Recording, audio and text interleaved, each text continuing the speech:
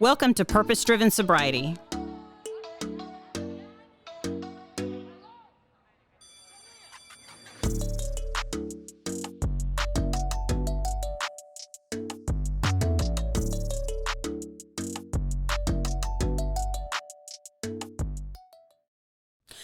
Thank you for joining the Purpose Driven Sobriety podcast. My name is Christine and I am an alcoholic.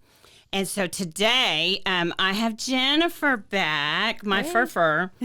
So let me give you just a quick rundown. Jennifer, which episode were you on? Was it six? Four. Was it 4? Okay. So go back to episode 4 and you can hear Jennifer's story. But I have known Jennifer since before I got sober. Mm-hmm. We officed in the same building together. And I know we're on video this time. We officed in the same building together, and so she had gotten sober, and so she was able to kind of witness some of my little shenanigans. But you had grace, and you never called me on it, or anyway. So then when you hid from me for I did, yeah. You duck and cover. I would see Jennifer coming down the hall, and it would be like, okay, go the opposite direction. Yeah. But I was just barely sober. Yeah, because now I've got 11 years, and you've got how long? 15. 15, yeah. Right. Mm-hmm. So we that's amazing. Congratulations. Thank you, to you. And you too.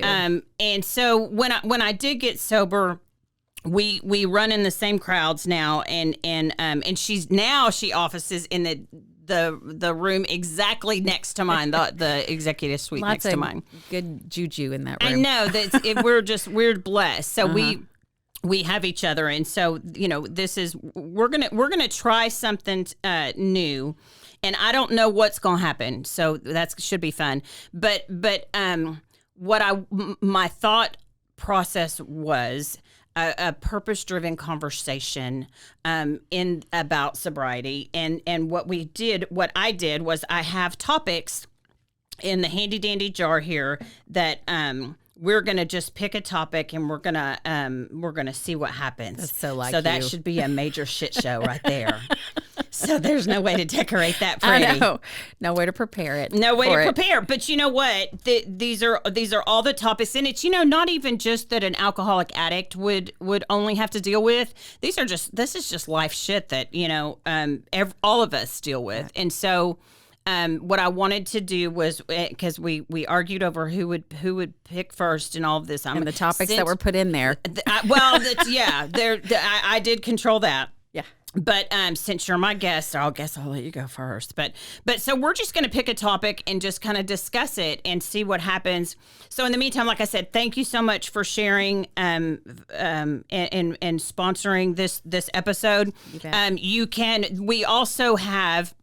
I've yet to plug the Purpose Driven Sobriety merch, which this is a nonprofit venture. This is something that in my life God is doing, and it's just going to be fun to see what happens with it.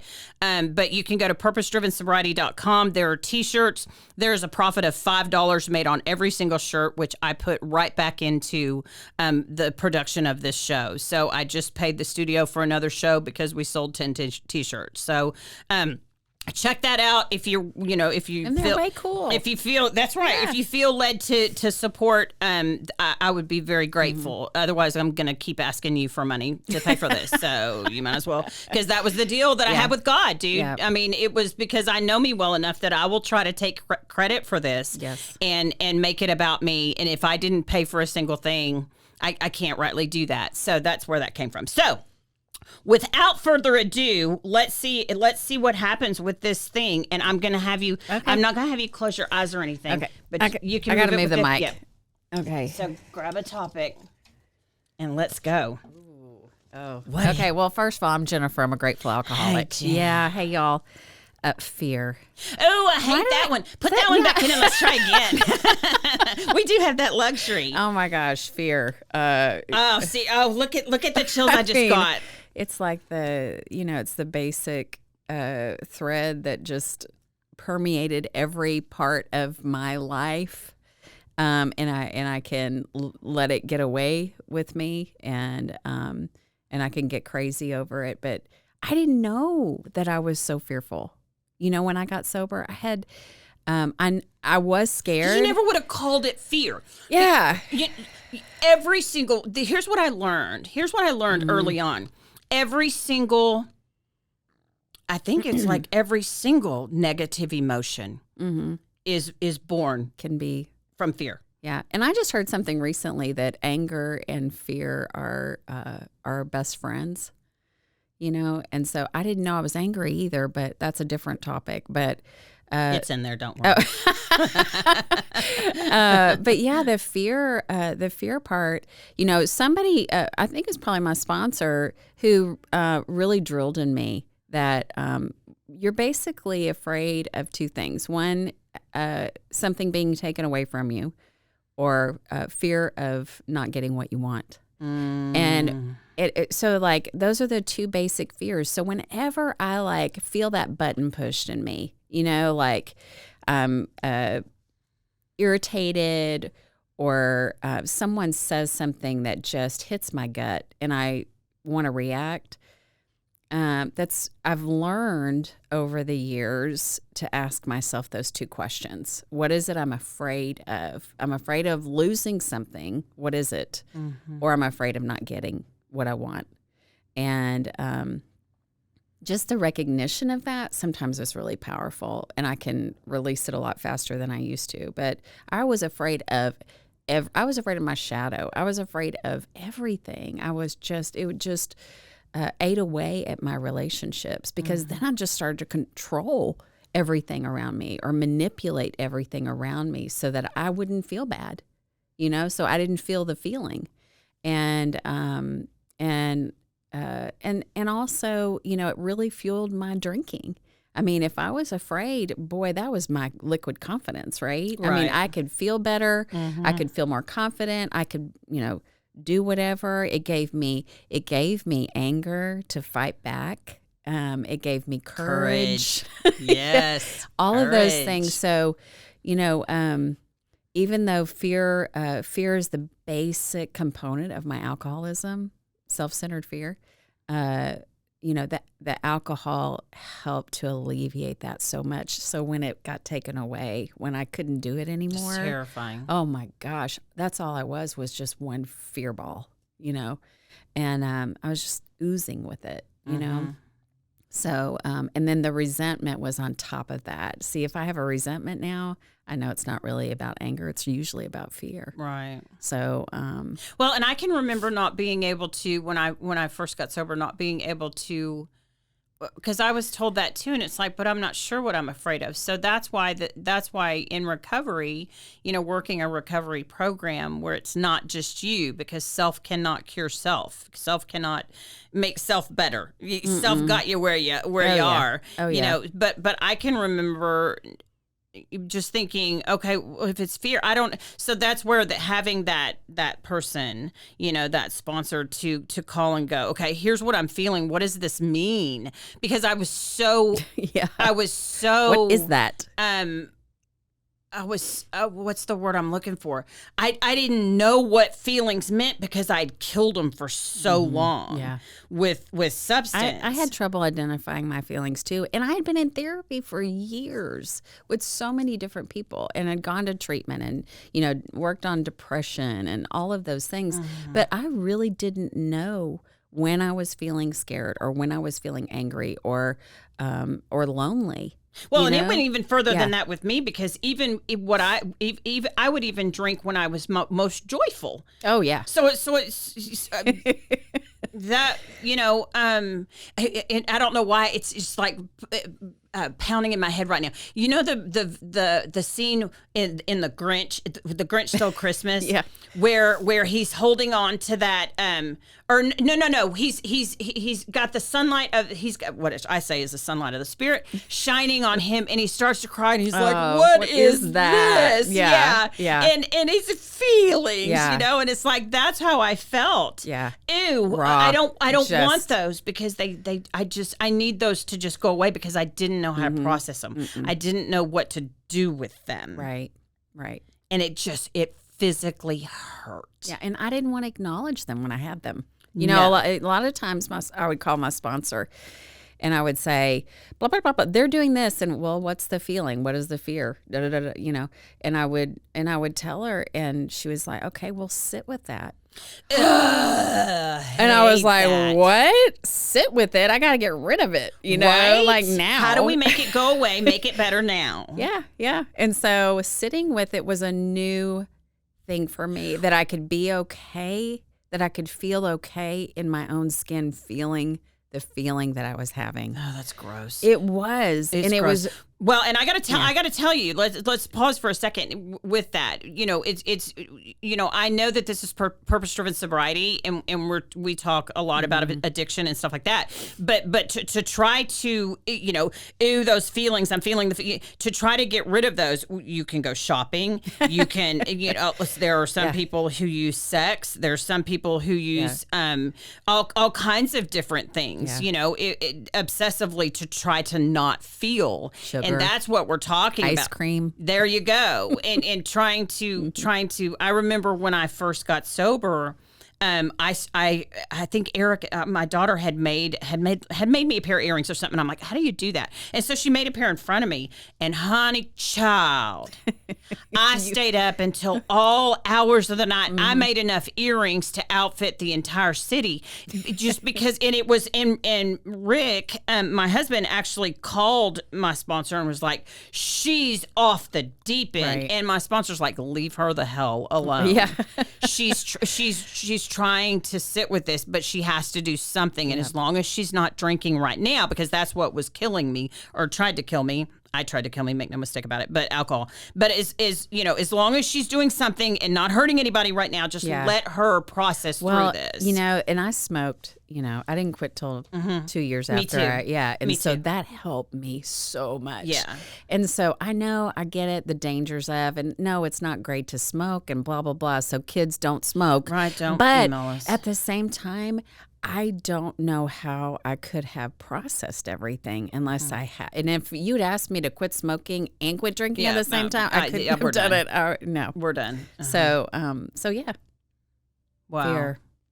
Yeah, that I and so now 11 years, 15 years later, I mean, hopefully we've done so you've perfected when you're in fear right now, recognizing when you perfected. No, you know, because it always starts with what they did. You know, it's like he's irritating me, or they, you know, they're, oh my gosh. That's what I was about to tell you. I was listening to a recovery speaker in my car the other day, and he said I had a sponsor at one time where you would call him and his voicemail would pick up, and the message said, it's not them. It's not them. It's not them. Leave a message. So I was like, oh, crap. So I have a story about that. So, like, I remember, like, spinning off the rails, and it was back when I did smoke, but it was early on in my sobriety. And I remember I was at work at school, and I was on my lunch break, and I was just spinning out of control, you know. I mean, I was like months sober, you know, and so I remember calling my sponsor, and I said, blah, blah, blah, blah, blah, blah, you know, and I would just diarrhea of the mouth. I mean, just explode, you know, and couldn't stop long enough for her to, you know, say something. And so finally she's like, okay, here's what you're going to do. Are you in a parking spot? Yes, ma'am. Get a piece of paper, a white piece of paper, and a pen.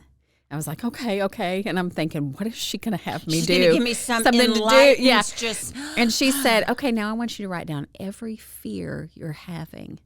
Ew. Yeah, I know. I was like, why would I do that? And besides that, I just told you what they were. Right. Why do I have to write them down? Yeah. Ma'am. You and I think so much alike. Fix it, ma'am. So, yeah. And so I wrote it. I was like, I would have done anything she asked me to do, anything, absolutely. Yeah, and so I was desperate for relief, you know, and so I wrote all my fears down, and she said, okay, and I'm thinking she's going to have me read them to her. I'm like, I wrote them down, and she's like, okay, now take that piece of paper And I was like, okay. She said, and you may want to lean all the way back in your seat in the car so nobody's watching at you, or if that's important to you, just, lean all the way back. So I did. I reclined all the way back. And I'm like, what the hell? What am I doing? I'm like, here's a piece of paper. And I'm leaned all the way back. She goes, now I want you to take that piece of paper and wave it up in the air. And I was like, okay, that's dumb. And we just crossed the dumb line. And and I'm like, okay. And she said, and I want you to say, God, I'm going to give all of these to you. I wave the white flag and I surrender. Oh, right. And so I still get goosebumps about that. And what that did for me was so powerful, because I could not, without physically doing that, I don't think I could have surrendered. See, I would have crumpled it up and eaten it or something. That would have been something she would have told me to do. Now crumple it up. Make sure your seat's back, because if they see you eating paper, they're going to call the other people. They're going to take you away. To come get you.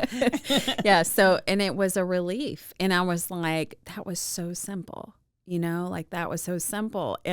But yet I didn't, I don't learn my lesson the first time. I think when you're inside the storm, and that's what, and again, please, if you're listening and you're not an alcoholic addict, this applies to you too, honey. This applies to you too, honey. I'm just telling you, when you're inside the storm, when you're inside of it, you can't see. You can't see. And so it takes someone outside of the storm going, hey, over here. You're doing this, and you can come out here and I can show you, so you need someone to help you step outside of the storm. So no matter if you're an alcoholic addict, if you're not, and you wouldn't have a sponsor, you should have what I say is a spiritual advisor, a spiritual partner, someone that you have given authority to call you on your shit. Sorry for the no, I'm not sorry for the bad word. It's just what it is. Someone to go, hey, come out here. Let's look at this now. Look at, you're being kind of nutso right here. And here, maybe you're in fear. And you're going, oh, crap, I couldn't see that because I was in it. Well, and I think the most important part of that for me was, and, she would always say to me, I'm not the one. I'm not going to solve all your problems, Jennifer, but I know one who can. Mm-hmm. And that's your higher power, right? Who I choose to call God. So or we Jesus. need reminding of that. Yeah, and so it's like someone who was pointing the way back at my higher power. And what that did for me was, it kept me from holding her responsible, and that was the first. Well, and holding her hostage. Yeah, and almost. Hostage. Yeah, I was going to say that too, because you'd be calling. Yeah, we talk about speed dial. Yeah, man. And so it's like, it's not about someone fixing my problems. And that's where, I love therapy and what it can do, but what I was using it for wasn't ever going to work, because I was looking for the answer. Right. I would go to therapists and you're new. Fix me. You're going to, and the more I told you, and the more you knew, you were going to give me this secret. And that never happened, and the reason, and good, beautiful people, therapists that I went to who had a lot of great things to say, but they didn't have my answer. Right. And most of them probably knew that, yeah. So, and I wasn't exactly honest with them. And to even go deep, and to even go deeper than that, when I don't know. Because I should too. I as well should have an honorary psychology degree with as many that I saw during my time in addiction. But I don't know that I had ever.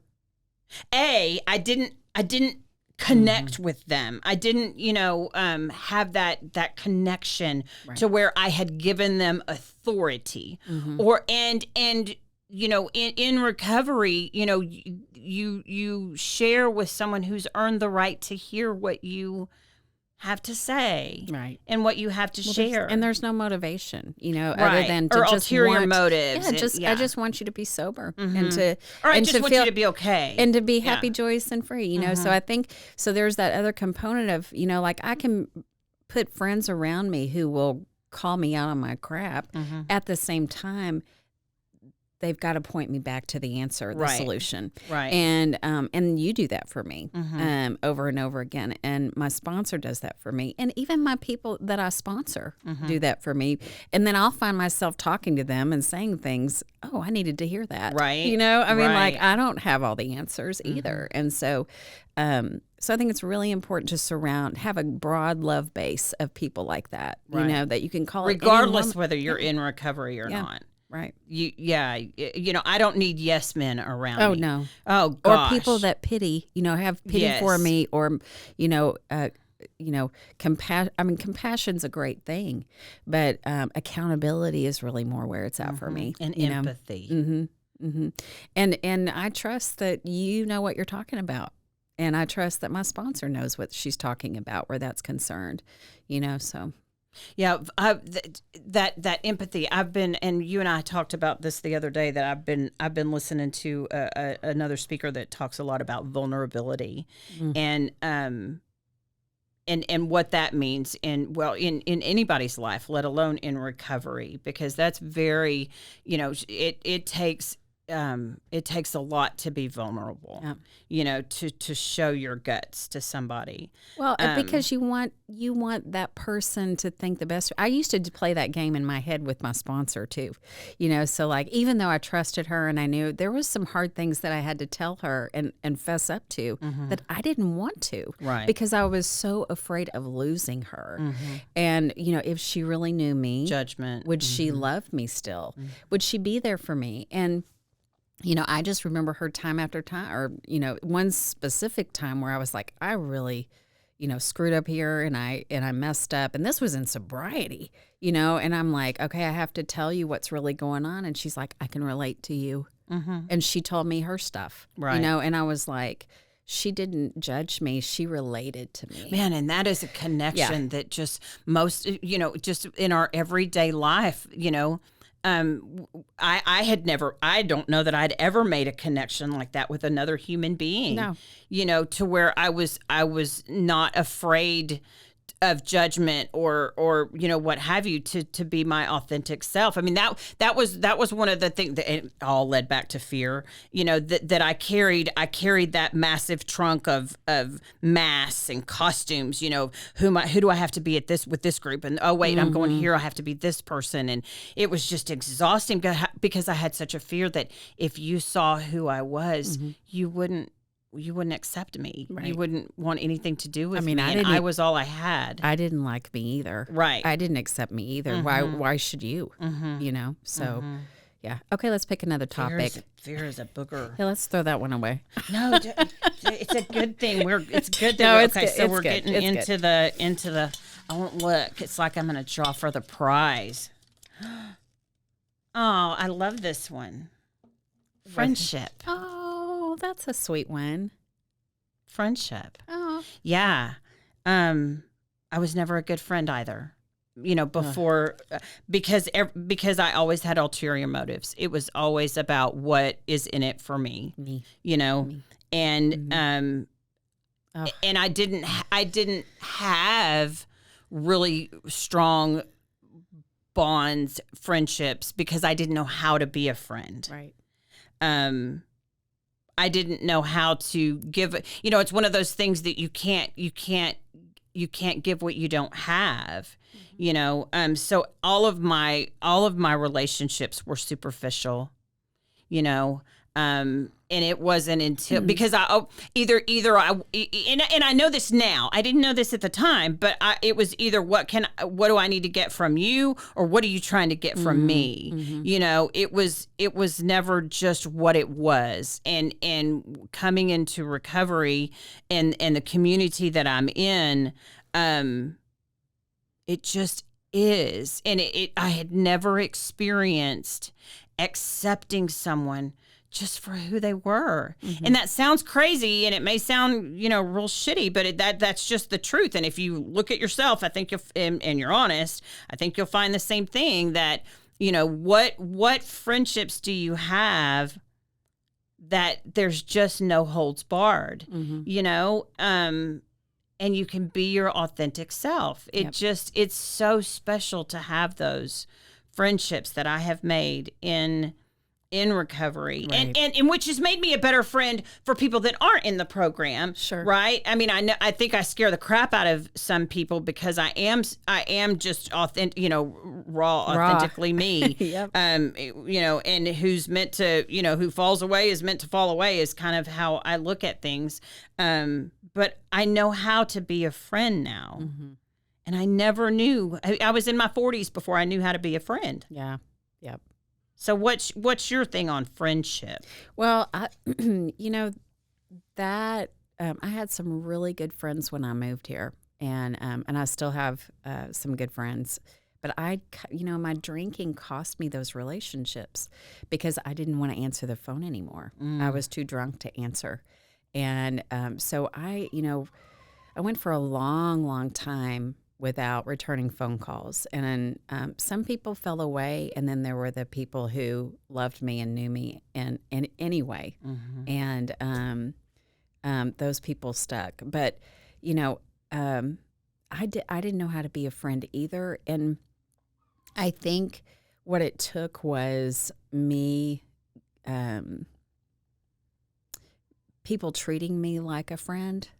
Like my sponsor, she knew how to be a good friend. Mm-hmm. And she showed me the way with that. But also, I had to do a lot of self-examination. I had to look at how those patterns of my life kept showing up, in different relationships. And then just really deep diving into that. And working through that, and then accepting myself the way I am, and that has been a journey. I'm way better than I used to be. I love how you said that, accepting myself, because if you're not accepting of yourself, you're not. It's almost like you're not going to allow other people to accept you. Well, there's not knowing that you're doing that. There's that basic feeling of trust. Yeah.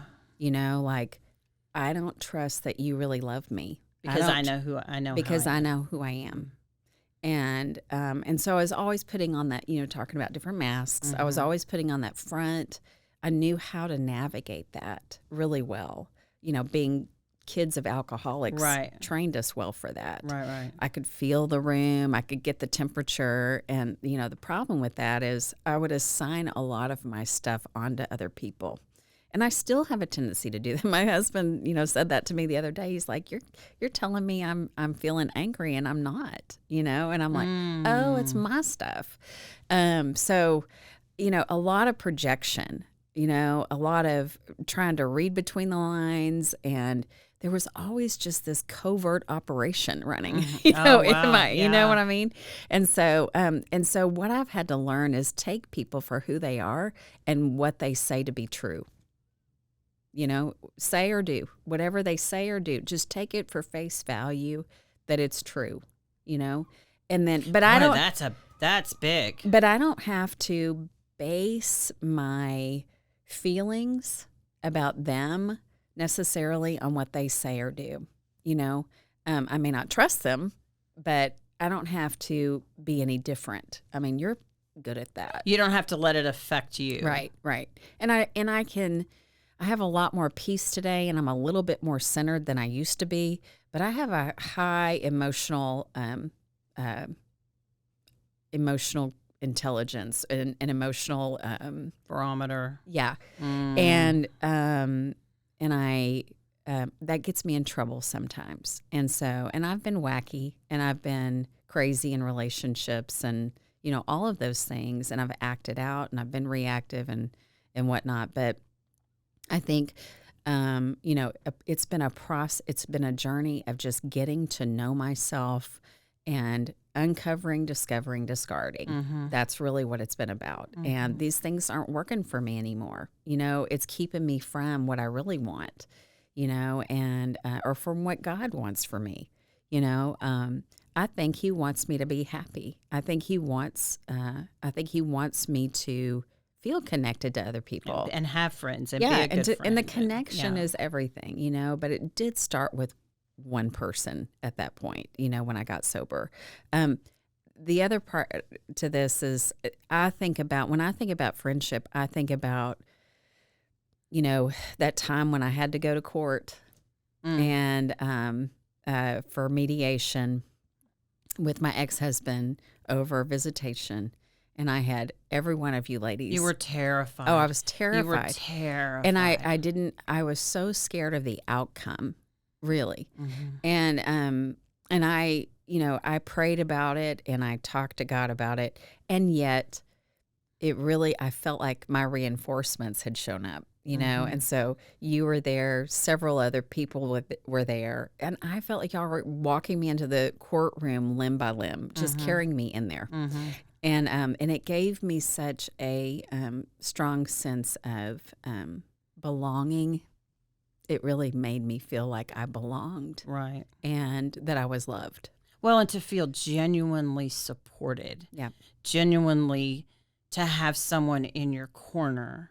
We could say that all day long. I'm there for you. Yeah. Kind of thing. But it's where the rubber meets the road is, do you show up? Right.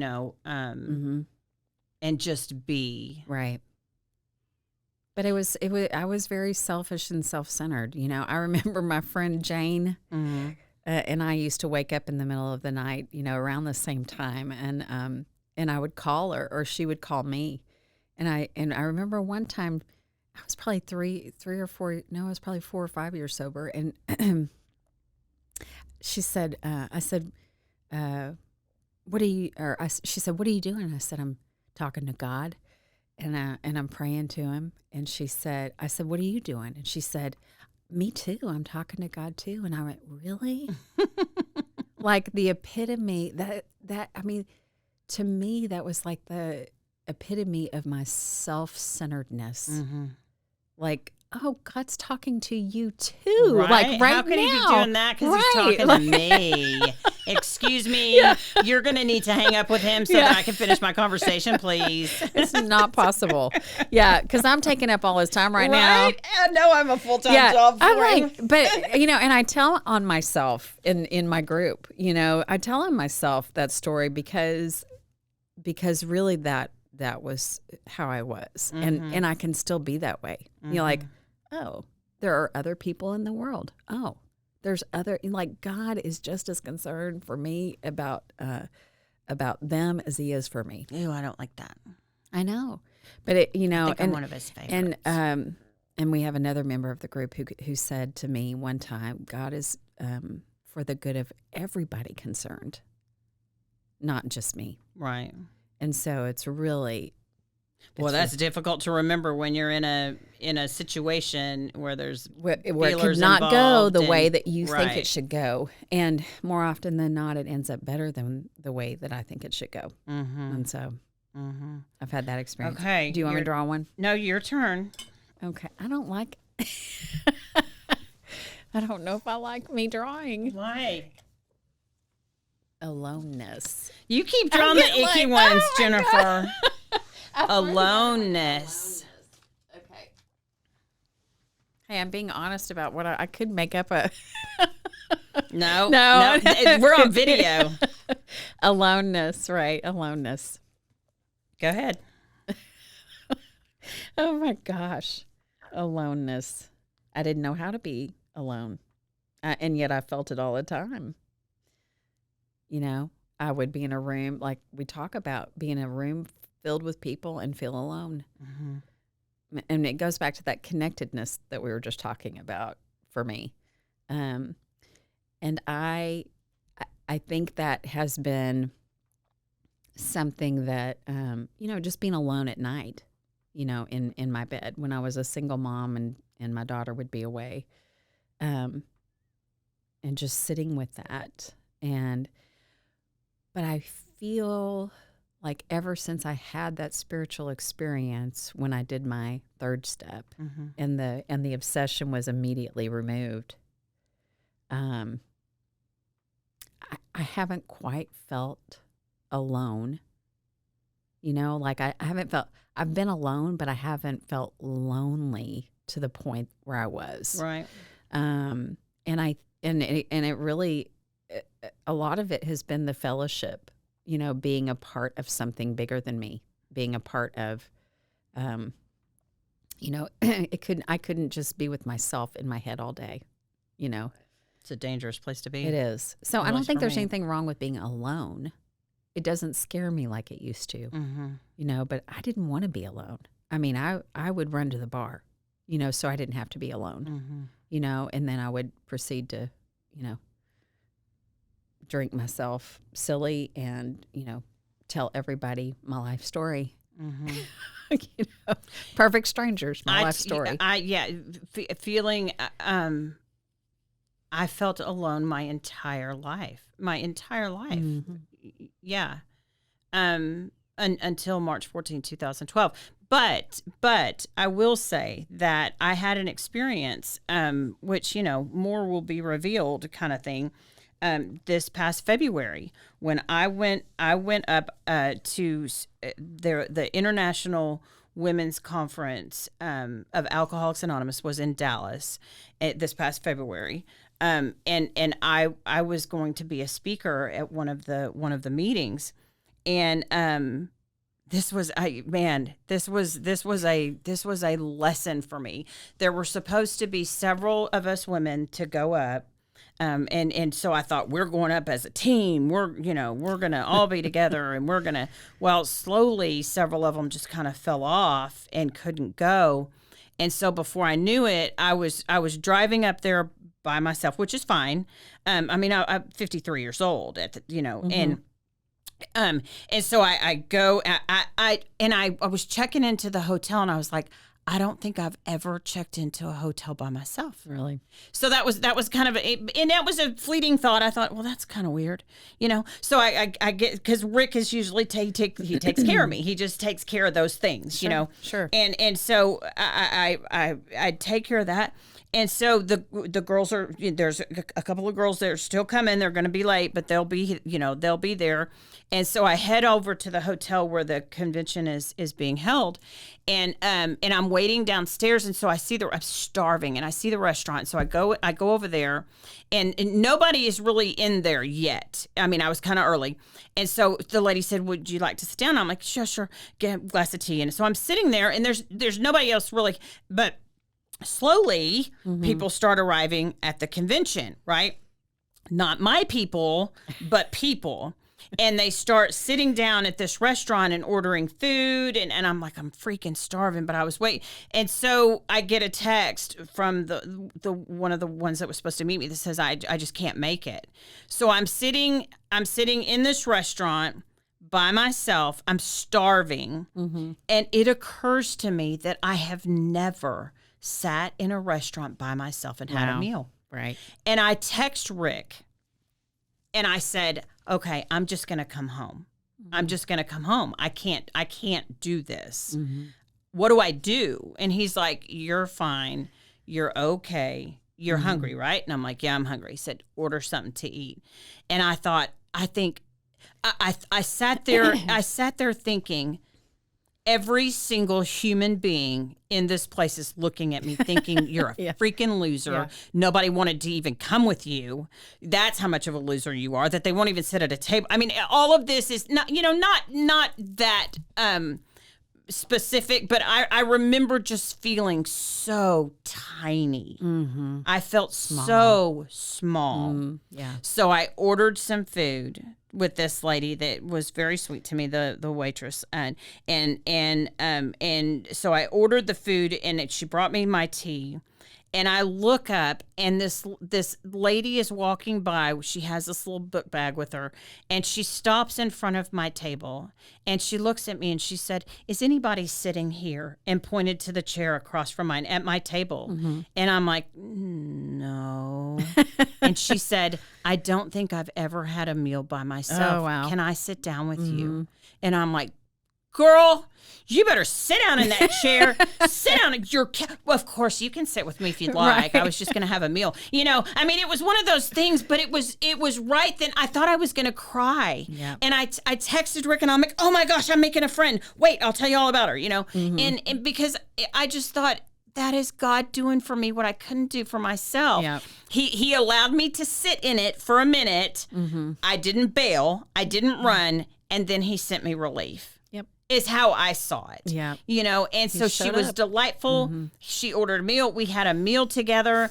And it like gave me the courage to continue for the next 2 days, which, intermittently a couple of the girls came and was at several of the meetings. But for the most part, I did that thing all by myself. And I was so proud of myself. Yeah, I'm proud of you too. I love you for that. But it just gave me, I don't know what it gave me. It gave me courage. You walked through the fear of it. Yeah. Whereas usually what I wanted to do was get in my car, drive back to Waco, and just be safe. Yeah. And I didn't. But you also reached out because you texted me too, and then I sent you a really cute video. I know we did. I think you were brushing your teeth, you weirdo. But I not only the things that I got from that. Yeah. I just talked about. I think I just talked about, or maybe I talked about it yesterday. The women's conference that I just spoke at on this past Sunday. I would have never. That's how I was invited, was because I was at this other place. Right. So all the things that I would have missed out on had I not. Yeah. One thing led to another, Yeah. and some good things came out of it. And it's if you can do hard things. If you're okay with yourself, and you have people that. And so, how did you get there? How did you get to that point where you were okay with yourself? Working a recovery program. Yeah, it took some. I had to take the stairs, if you will. I mean, it took a lot of work. Yeah, it took a lot of work. And realizing and working through the fear. When I know me and I'm okay with me, what you think about me is irrelevant. Right. I mean, I want you to like me. I want you to hang out with me. But if you don't, I'm okay. Right. And I never had that before. I never had that before. Me either. So I don't choose to be alone. There are times where I crave that. It's like, because Yes. I'm so extra as it is, I get on my own nerves. Yeah. But I prefer to be with other people, but I'm okay to be alone now. I get in my head sometimes too, and I get sick of myself. Big time. Okay. Next pick one. Let's see how we are on time. We're doing good. Oh, we still got a good 15, 20 minutes. Really? Wow. I'm a deep dive. Deep dive, y'all. Yeah. Let's go down to the bottom. Don't do guilt. You're in trouble now. Yeah. Okay, let's see what we... What? Character defects. Character defects. We need some different topic. Oh my gosh, yeah. Oh dear. Oh dear. Had you even heard the term? Well, no, you had. I've been around a long time. What is a character defect? I didn't even know what so I'm going to ask you, Miss Teacher oh my USA. Gosh, yeah. What is a character defect? Well, grosser handicaps. I mean, there's other terms that I could use. Sin, I could use that. But I like character defects because it's not. I don't know. It's softer. We do try to find an easier, softer way, don't we? We do. And so, character defects. It's funny because, that has an awareness of that.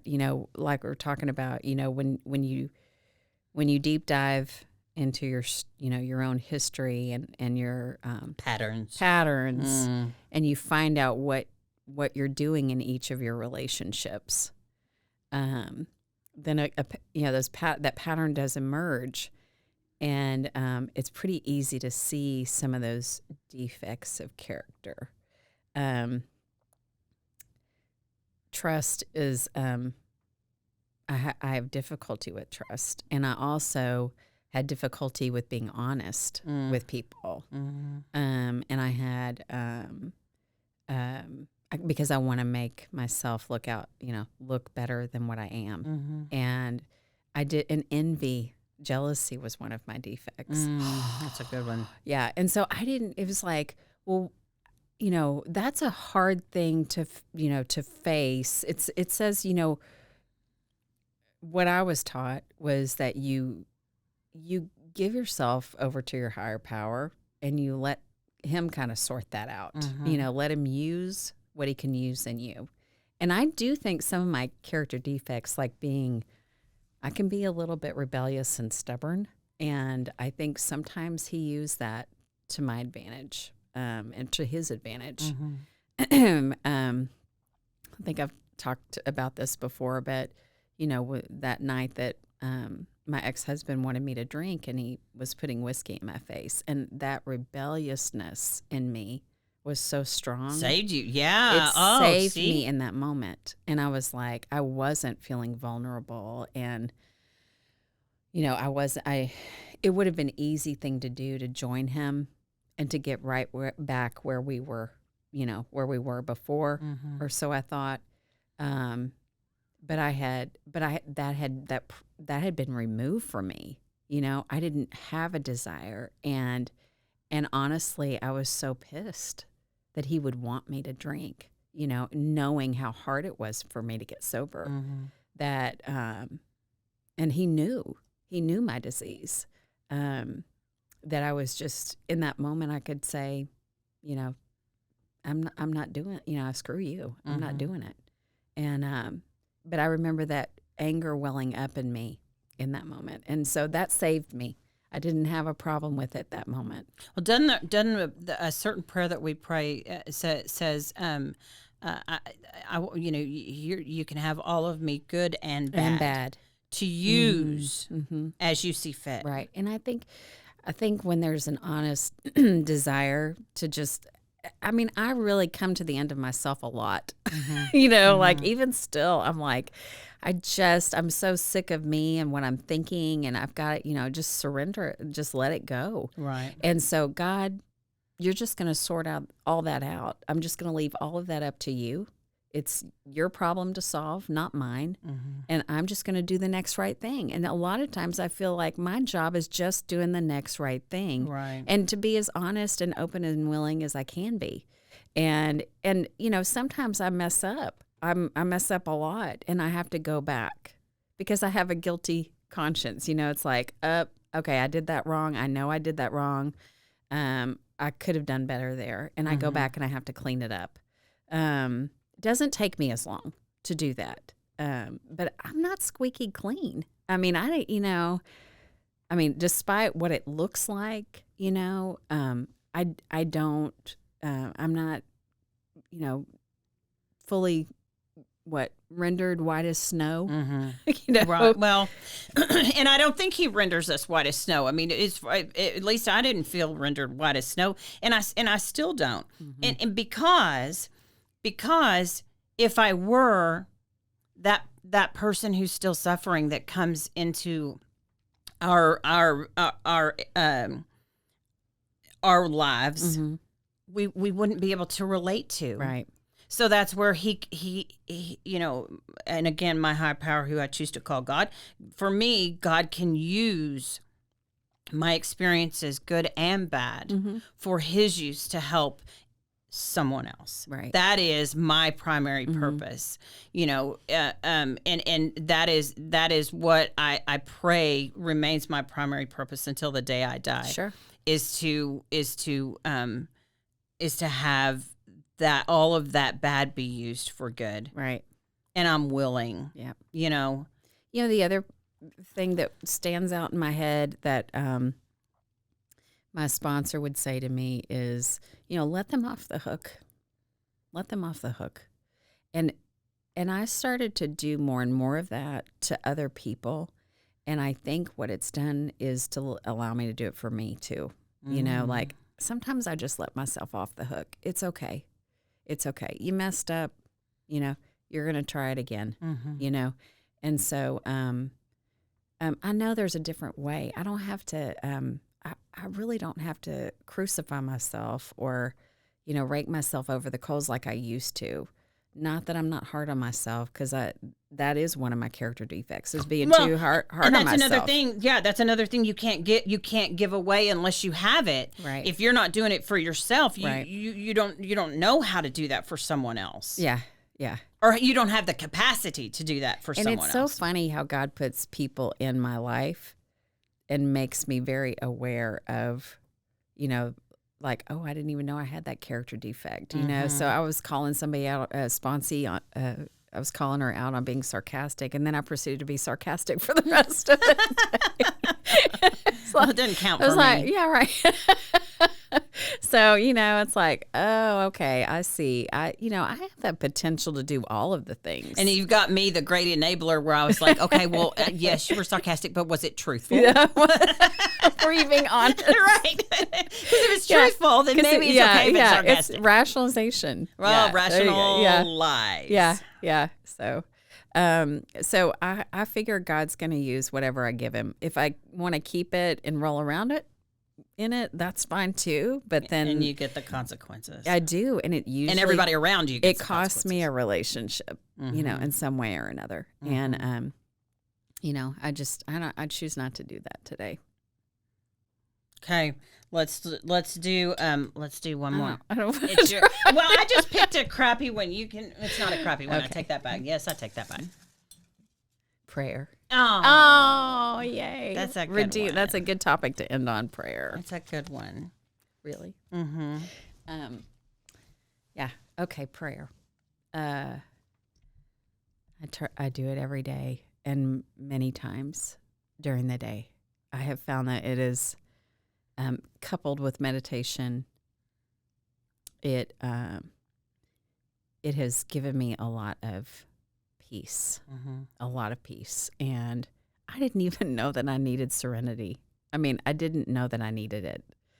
I know that sounds crazy, but it really, it's like, can really everything be whittled down to, just, having peace or humility? Right. Can it be that simple? Is that the answer?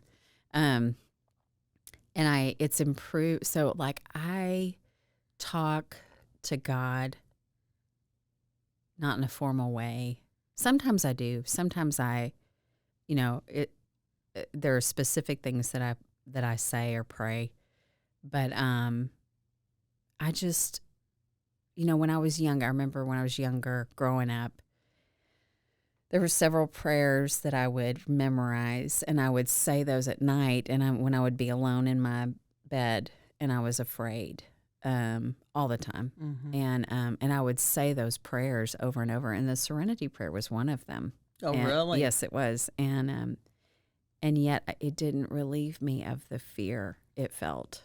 Well, because you didn't have a relationship with the person that you were talking to. So what I have found is that I do like the prayers that were given, but I find more of a connection when I just talk to God and ask him questions and try to listen. That's the kind of prayer that I do in meditation, because I need something. My higher power has to be real. He has to be a friend. He has to be loving and kind, and be available. There was a lot of neglect in my house. I was neglected, a lot of times. But I have had to build a God. You've talked about build a bear, right? Build a God with, and put those things in that I needed from him. And then as I've studied other texts, I found that he's that and way much more. And so my concept of God has improved, and gotten much bigger. I didn't have a God big enough to sustain my sobriety for 15 years. Right. So and I say that often, that if I had the God now that I had back then when I first started, I wouldn't be sober today. He had to grow with me. And I absolutely had to know that he had my back and that I could trust him. And that's been over time, but it's also been with spending that time with him. Right. And I mean, I've had periods in my sobriety where I didn't pray at all because I was feeling rebellious, or I don't know, I just didn't want to, I'm angry, whatever. And then I would find myself more in fear. Like I would be in fear most of the day, and it would start oozing into my relationships. And so what works for me is to start every day with prayer. And I've got my daughter and my husband, and we all sit around, we do our little reading for the day, and then we do a 5-minute meditation. It's amazing. Just great. And she'll ask me, Josie, she'll ask me, Mom, are we going to do our 5-minute meditation? I'm like, yeah. So I set the little timer, and we all sit quietly and meditate. I don't know what they're doing, but I mean, we're doing it. And so there've been other times where I meditated twice a day. And, so I mean, it's changed over time, and it's been different in different seasons of my life. But the one thing I do is maintain contact with my higher power, because,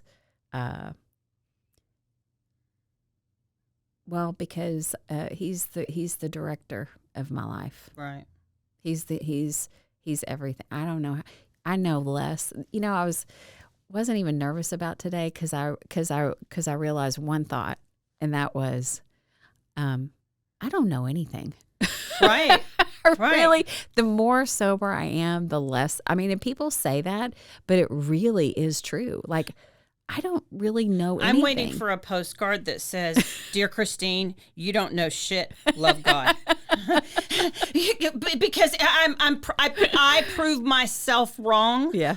All the time. Yeah. And he shows up. And see, for me, it's almost uncomfortable when I'm with other people and we say a prayer and they say amen, because I rarely say amen. My conversation never stops with it's like every now and then I think he sets the phone down and goes and does the laundry and then comes back and goes, yeah, okay, yeah. Oh, really? That happened. Tell me more. And puts the receiver down and goes, but I have a constant dialogue. And see, and I love what you talk about. I think that for me, and I call my morning time doing my paperwork. And it was because of we have 5 kids, and it's like I do my paperwork in the morning. Please don't disrupt me. I have got to build that foundation for the day, because otherwise me and everyone around me is in danger. So Rick and I, and he came along with me as well, just like yours, to where he'll sit in his side of the room, I'll sit in my side of the room, and I just seek. It's like, what do you want to tell me? And see, for me, and that's one of the topics we'll get to at a later session, meditation. For me, prayer is talking to God. Yeah. And meditation is listening. Absolutely. Right? Which I never didn't do that part. Left that part out. Very seldom listen to anybody, let alone pause and because the relationship. I want a relationship. I don't want religion. No. I want, in a relationship is a two-way street. Yeah. If my relationship with my husband was just me talking, which, okay, Rick Cohen, if you're listening to this, don't you dare email me. But if it's talking and listening, it's a two-way street, and it's no different than when you have a relationship with a higher power, you can talk all you want, but God's not a vending machine. You don't just go push buttons and get or he's not a genie. Make a wish or a 911 He's not the God. parking lot God, right? Or the parking space. It's a relationship. To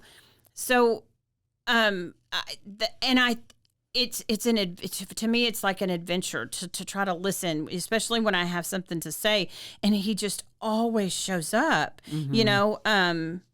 Just always shows up, and there's sometimes immediately. I know, right? Yeah. But it says in a bigger book, if you will, you don't have because you haven't asked. Right. And God is a gentleman. He will not go where he is not invited, and he is not he will not take something away from you that you are not freely willing to give. And I just have to build that foundation, start that foundation every single morning, because when I go to bed it crumbles. Yep. One of the very popular prayers is, give us this day our daily bread, which is not yeast and flour. It's bread is what we need, sustenance. It's what whatever we may need. It's give us this day our daily bread. And it's so, this 24 hours is all we got, kid, I mean, and so I want to build a foundation that's strong enough to support whatever is thrown at me. Sure. Yeah, prayer, man. Because I was that person who would go, oh, I'll pray for you. Oh, I did too. And I didn't no more give you the another thought, Yeah. let alone actually try to talk to God about you. Yeah. That was just something you said because it was a nicety. Yeah. I was that person. Yeah. But I can gosh darn to you right now. Stop right then. If Do you I stop say right then? to you, Yeah. if I say to you, if it's not right then you can guarantee that I have spoken to God about you if I say I'm going to pray for you. So don't you dare say I'll pray for you and not do it, because I think that God will take some of the lumber away from your mansion in heaven or something. If It's you do kind of nice when like family members will say, hey, would you pray for so-and-so? Yes. Because I know that you'll do it. Yes. And I'm like, that is Because I will. Well, because I will do Yeah. it. Like what a gift They see that it. they trust me to do what I'm going to say that I'm going to do. So I mean that. And they see that you have a connection that. Well, It's like I know, and they I know can you too. have a, They can too. I know you have God's phone number. Could you use it and put in some good words for me? Do you do it on your knees? Do you pray on your knees? It depends. I certainly have. Oh yeah. If it's something that if it's a let me put it this way, if it's a situation that takes me to my knees, I take advantage of that. Yeah. Being down there. Yeah, that's let's put it that said. way. Well said. But and I don't think that God is impressed with flowery language. Nope. It's just bless the piggies and the duckies and the and Daddy help. Has two words has been some of my prayers. Yeah. Daddy help. Kind of thing. But yeah, prayer is a huge part of my sanity. It's interesting when I've gotten on my knees, it's like you're talking about. It's been that situation where it was a huge problem, and I just had to give it all over, like everything all over. And within 24 hours, within a couple of days, he comes back with an answer. Okay, so I have a question about something that's come up before. God box. I had one when I first got sober. Yeah, tell me about that. I had one, and a God box is just that. You find any type of a box. I mean, hell, get a shoe box if that's like we used to make our old Valentine boxes. Whatever you got to do. Yeah. But you can get as fancy as you want. But what you do is, if you have a burning prayer, a burning desire, as we say sometimes, you write it down, and when you put it in the God box, you're theoretically, you're supposed to be giving it over to God and not carrying it with you anymore. So because I didn't know what that meant, I needed the physical action of writing it down and putting it in, so that my mind's eye could be trained to go, oh, that's what it means to give it over. Surrender. Yeah. Kind of like waving the white flag. There you have it. Yeah. So I don't really use one anymore. I have one. Yeah. And I have never gone back and looked at what I've put in there. Yeah. No, I've never gone. I know you have. You like looking at what's you're getting for Christmas too. I bet. No, you know what? I don't add a lot to it anymore. Yeah. I don't use it anymore because I really hit my knees. Right. For something that's, I'm like, it took okay, practice to learn how to give things here over. it is, and you take it. Right. But it was that physical manifestation, and so The action of the physical. And but I'll tell you, I found 2 prayers, and I don't know why it was like on an egg shape. I don't even remember writing it, and it had to have been 20 years ago. where I wrote 2 specific wants. And one was to find a man who is a godly man who I can share my life with. And the other was to have a child. Well, guess so what? I know, and I got both of them. Right? You and did get both of them. and I got so much more. I have plus, I didn't mention this last time, but I have plus kids too, and grandbabies, and I love that. But God has been so good and has given so much. Right. But here's the thing. That was my hope. But I didn't trust that he would fulfill that. Right. Or I didn't trust myself that I was capable of even having that. You know what I mean? And I'd find a way to mess it up. And then I look back and it's, it's a dream come true. And I never stopped hoping at some point that would happen. Right. And so even when I wasn't in sobriety, it's just crazy. There's something that I do with my family every Christmas. We have a white stocking that is hung on with all of the kids' stockings, and there's a framed little thing that I have sitting there that basically the gist of it says that what are you thankful for this past year, right?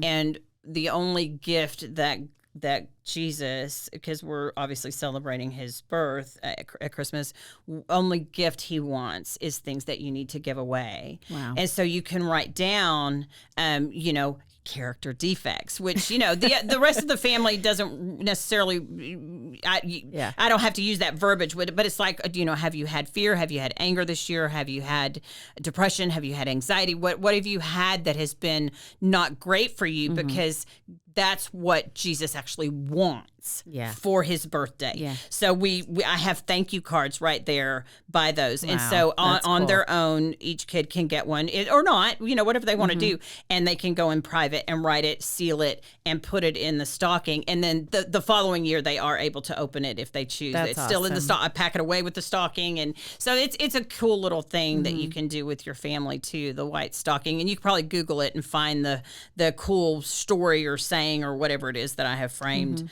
That's where I got it. Was really from the awesome. Intraweb. Yeah, it's just a good little. I would want to give away my old roof. Yeah, it's got hail damage on it. Crap. I'll put that in there. There you go. Well, thank you. This was kind of fun. It was just an idea that can we take those and not put them in the next? We're going to store if we those. Do this again, we're going to store those, and then once we've done all of these, we'll replace them and start over. Because I have no doubt we'll have new stories to tell. I'll leave it to me to start with fear. Anyway, that was fun. I enjoyed it. Thanks fun. For having me again. Well, and thank you for the sponsorship of the show. Yes, ma'am. Again, thank you for joining Purpose Driven Sobriety. You can find. I'm going to plug the merchandise again. Please find us on Facebook and give us a follow and share. With anybody that you think could benefit from listening. I'm very grateful. So thank you so much. Yay.